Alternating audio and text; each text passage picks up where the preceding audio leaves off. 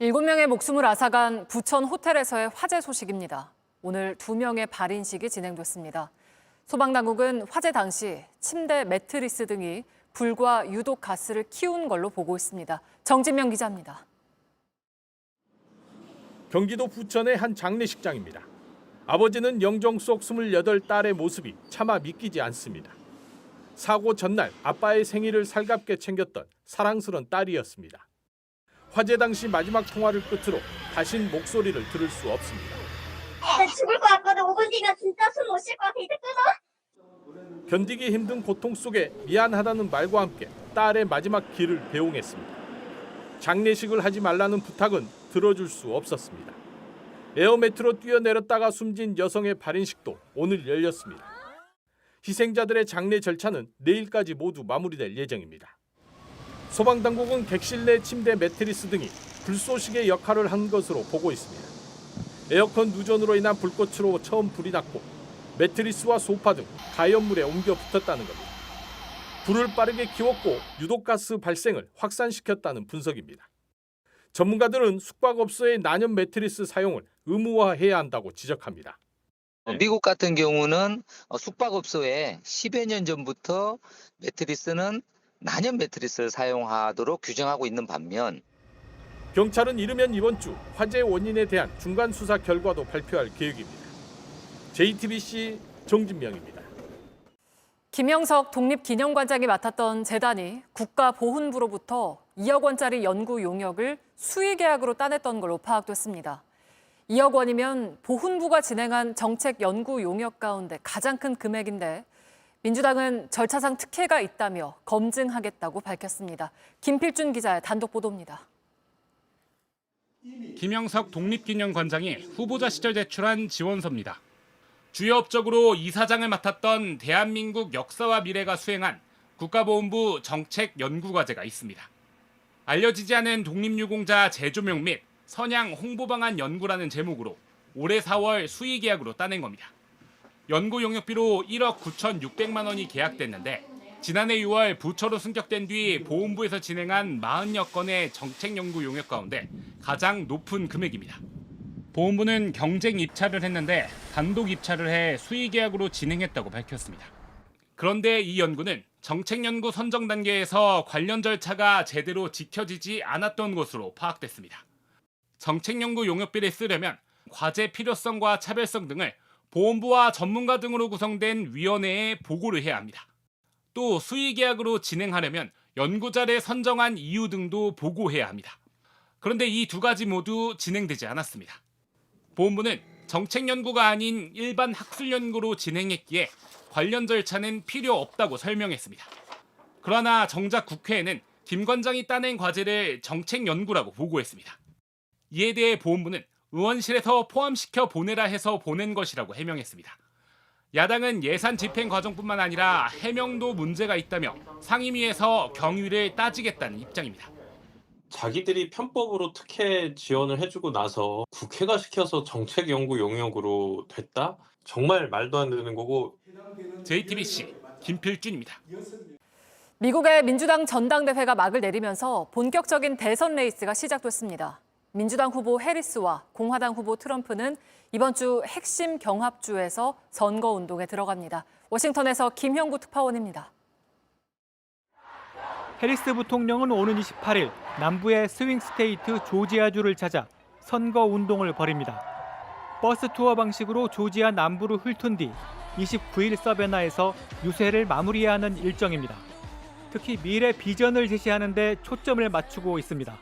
The future is always worth fighting for. And that's the fight we are in right now, a fight for America's future. 반면 트럼프 전 대통령은 29일 북동부의 위스콘신주, 30일 펜실베이니아주를 찾아 지지를 호소할 예정입니다. 두 지역은 쇠락한 공업지대인 러스트벨트 핵심 축입니다. 트럼프는 높은 물가 등 경제 실정을 내세워 해리스 때리기에 나설 전망입니다. They've saved, and then the inflation destroyed them. And we're going to have no tax on social security benefits, and that's a big thing. 해리스는 남부의 선벨트를, 트럼프는 북동부의 러스트벨트를 파고들면서 묘한 대비를 이루게 됐습니다. 전당대회 시청률 대결에서는 해리스가 판정승을 거둔 것으로 나타났습니다. 전당대회 마지막 날 해리스 연설에서는 2,890만 명이 시청해 트럼프 연설 시청자 2,840만 명보다 근소하게 앞선 것으로 집계됐습니다.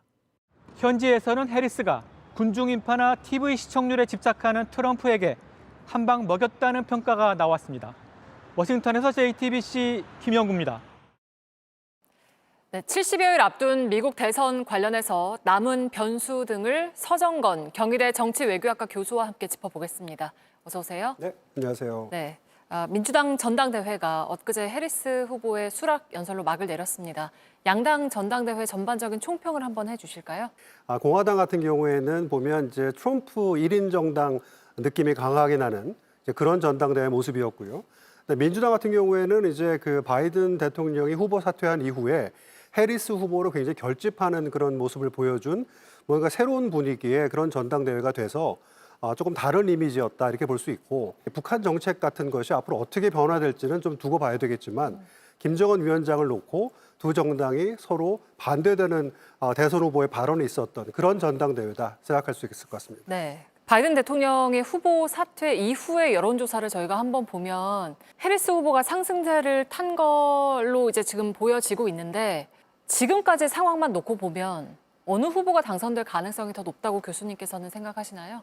네, 뭐 지금 상황으로 놓고 봐도 사실은 이번 미국 대선은 그 집권당인 민주당의 어떤 국정 운영에 관한 심판 이런 차원이 기본적인 어떤 배경이고요. 그래서 트럼프가 높은 물가 또 그다음에 국경 난맥상 이런 것들을 지적하면서 공세적인 입장에 있는 그런 상황인 것은 분명하고, 다만 올해 상반기 내내 바이든 후보 때문에 마음 졸였던 민주당 지지층이 이제 새로운 후보 해리스가 들어오면서 결집되는 양상이 이렇게 그 후보 지지율의 어떤 상승 효과를 불러일으켰다고 볼 수 있습니다. 그래서 이제 두 정당의 대진표가 정해졌기 때문에 두 달 조금 넘는 동안 서로 정책 경쟁도 하고 이 선거 경쟁을 통해서 아마 좀 더 추이는 지켜봐야 할 것 같습니다. 네, 다음 달 이제 트럼프 해리스 후보의 첫 토론회도 관심인데요. 어느 쪽이 좀 더 승산이 있을 거라고 보세요? 그러니까 트럼프의 여러 가지 이미지라든지 뭐 정책이라든지 이런 것들은 거의 다 나와 있는 상황이고,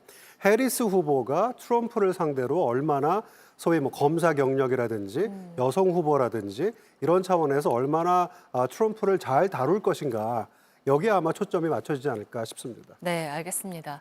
그 누가 당선되느냐에 따라서 한반도 정책에도 변화가 생길 텐데 이 부분은 교수님께서는 어떻게 전망을 하시나요?